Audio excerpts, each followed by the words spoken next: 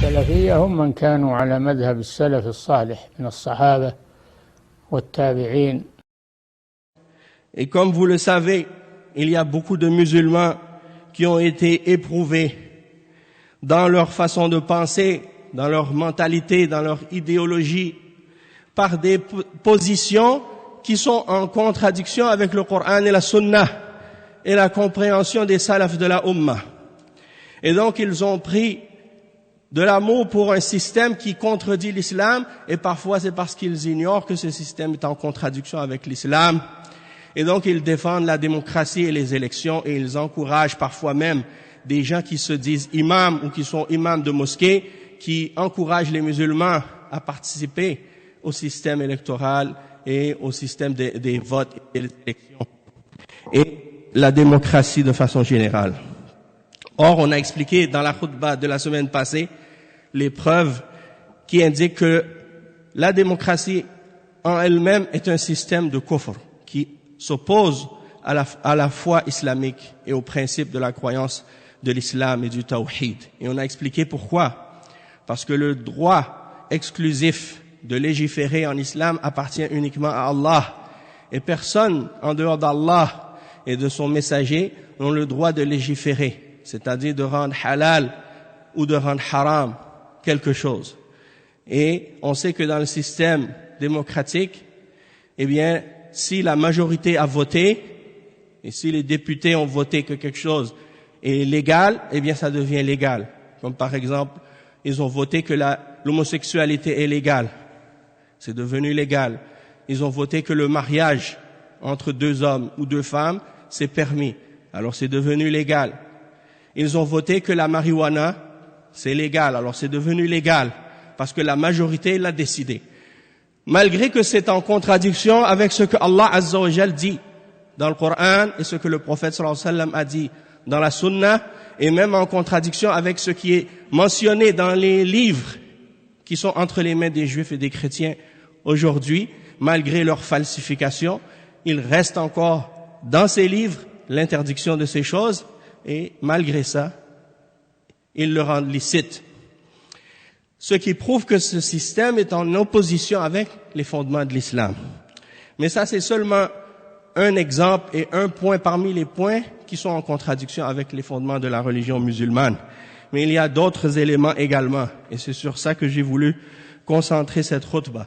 C'est que le premier point, c'était le fait de savoir que ce système contredit les principes de l'islam qui nous ordonnent de juger selon la charia et de se référer au Coran et à la Sunna dans toutes nos affaires politiques, économiques, sociales, familiales et autres. Et qu'il est interdit pour un musulman de se référer à une loi autre que la loi d'Allah. Ça, c'est quelque chose qui doit être fondamental dans le cœur de chaque musulman. Deuxièmement, j'ai voulu établir le principe également qu'en islam, un kafir ne peut pas être dirigeant et avoir une autorité légale sur un musulman.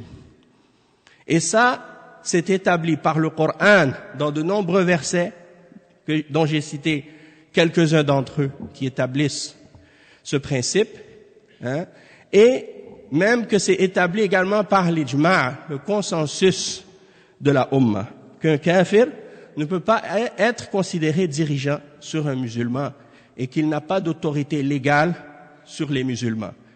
C'est-à-dire que si on participe à ce système électoral et qu'on va élire un individu, il faudrait que ce soit un musulman, premièrement, si c'était permis d'utiliser ce système, il faudrait que ce soit un musulman.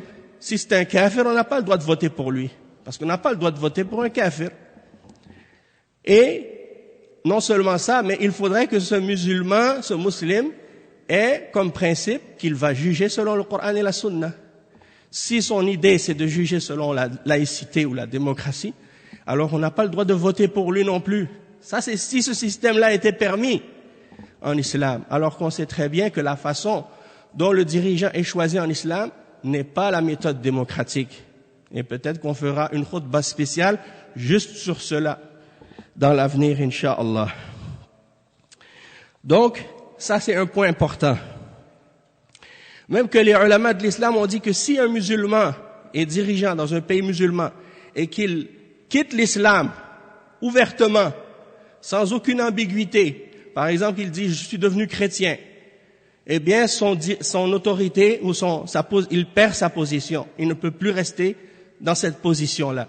Et c'est une responsabilité des musulmans de le retirer de sa position, bien entendu à condition que le fait de le retirer de cette position-là n'engage pas plus de fitna ou ne fait pas couler le sang et fait du trouble et des désordres. À ce moment-là, les ulama disent il faut patienter jusqu'à ce que Allah nous débarrasse de lui et nous ramène quelqu'un de mieux. Mais en d'autres cas, si c'est possible de l'enlever de sa position et de mettre à sa place un croyant, alors ça c'est le devoir des musulmans de le faire, en particulier ceux qui ont une position et une autorité, ceux qu'on appelle Ahlul Hill wal Aqd.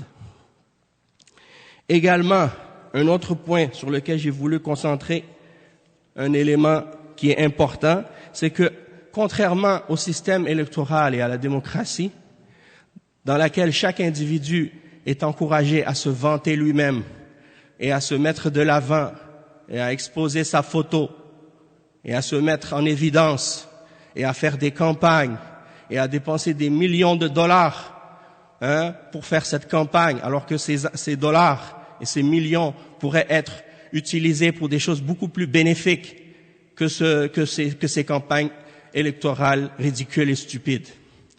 Mais malgré tout, les gens, ils continuent à dépenser à chaque élection des millions pour chaque candidat qui veut se faire élire et se mettre de l'avant et se vanter qu'il est le meilleur et qu'il est le bon et qu'il est celui qu'il faut élire et que les autres sont mauvais et même parfois aller jusqu'à chercher des informations pour salir sa réputation, salir la réputation des autres candidats et les dénigrer, et les rabaisser et les insulter et ainsi de suite.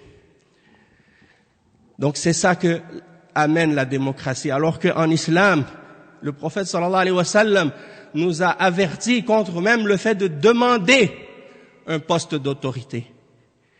Et juste pour vous donner un exemple, 2 hommes qui sont venus voir le prophète sallallahu alayhi wa sallam et ils ont dit « Oh, messager d'Allah, donne-nous un poste de responsabilité parmi les choses que tu as comme responsabilité à faire. » Et le prophète sallallahu alayhi wa sallam a dit « Nous, par Allah, nous ne donnons pas à quiconque demande cette responsabilité. » C'est-à-dire que si on la donne, on ne va pas la donner à celui qui la demande.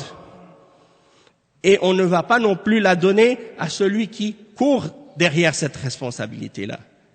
Au contraire, les salafs, quand on regarde leur exemple, ils fuyaient ces responsabilités-là parce que le prophète sallallahu alayhi wa sallam a dit « Ce sera une source de regret pour vous au jour de la résurrection. » Parce que celui qui a une responsabilité et qui a une autorité, il aura des comptes à rendre à Allah au jour de la résurrection pour cette responsabilité-là. Et eux, ils avaient peur de cette responsabilité parce qu'ils savaient ce que ça impliquait au jour de la résurrection. Donc c'est pas à quelqu'un parmi les musulmans de courir derrière ses postes et de chercher à être dirigeant, de chercher à être ministre, de chercher à être député, de chercher à être directeur et de courir derrière des postes clés qui risquent d'être une source de regret pour toi au jour de la résurrection, surtout si tu n'as pas respecté les obligations et les engagements qui sont reliés à cette responsabilité-là. Et ça nous montre la mentalité qui est totalement contradictoire avec l'islam de ce que font les koufars dans leur système démocratique. Notre système et notre religion, notre façon de vivre, elle est basée sur la révélation d'Allah qui a été révélée aux messagers et aux prophètes. Au prophète Mohammed sallallahu alayhi wa sallam, et Isa, et Moussa, et Ibrahim, et tous les messagers. Aucun d'entre ces messagers-là n'a amené la démocratie. Et si la démocratie était meilleure, on l'aurait trouvé dans le Coran. Et si la démocratie était meilleure, on l'aurait trouvé dans l'Injil et dans la Torah et dans la parole d'Ibrahim et des autres messagers. Pourquoi aucun d'entre eux n'a un système et n'a enseigné ce système alors qu'il existait chez les Grecs à l'époque de l'Antiquité.